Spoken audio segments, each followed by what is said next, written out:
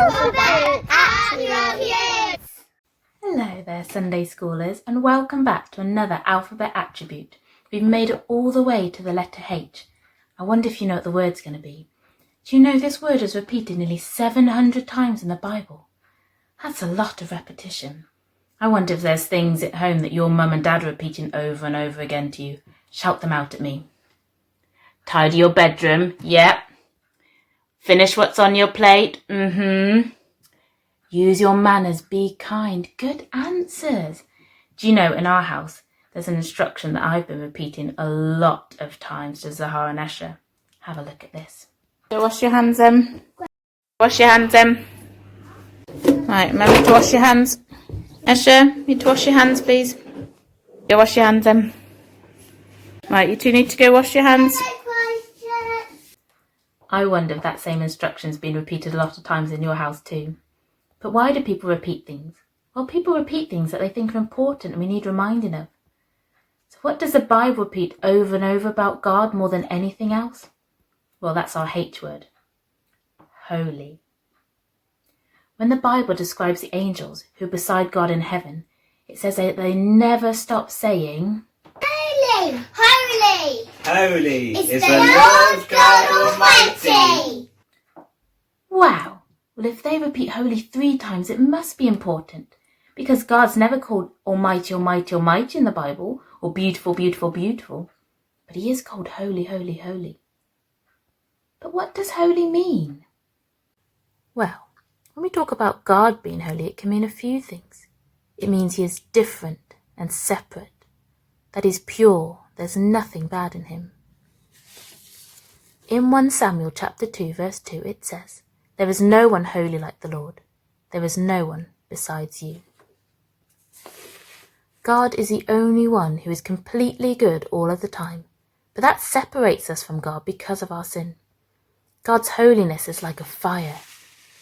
If we come near it with our sin, we'll be burned up. So how can we come close to God safely?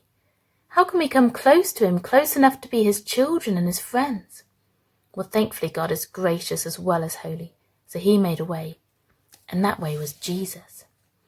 Jesus came to earth to make a way for sinful people to be friends with a holy God, and he did that by dying on the cross.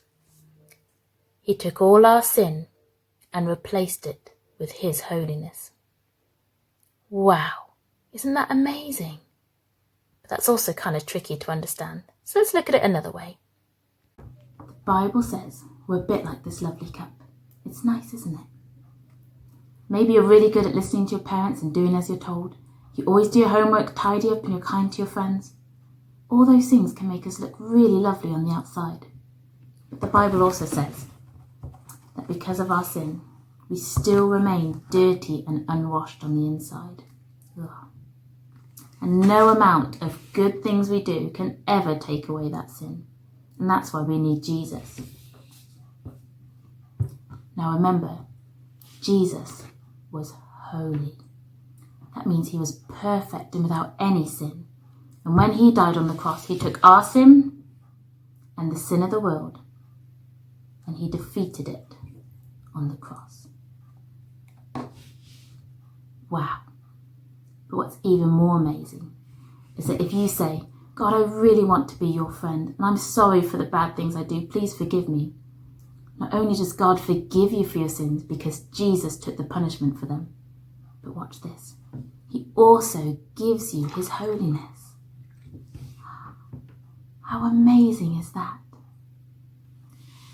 Do you remember that picture right at the start where we talked about God's holiness being like a fire and how we can't come near it because of our sin? Well, can you see now how because of Jesus dying on the cross, we can be friends with God? Because when he looks at us, he doesn't see us as dirty and as unclean, but as forgiven and holy. Well, I wonder if you've been busy doing some projects during lockdown. Maybe you've seen your mum and dad busy building, painting, or trying to get some kind of job done. Well, next time you see a project or you're involved in one, let's remember God's greatest project, Project Holiness. He's making his people holy like him, and he has promised to finish the job that Jesus started.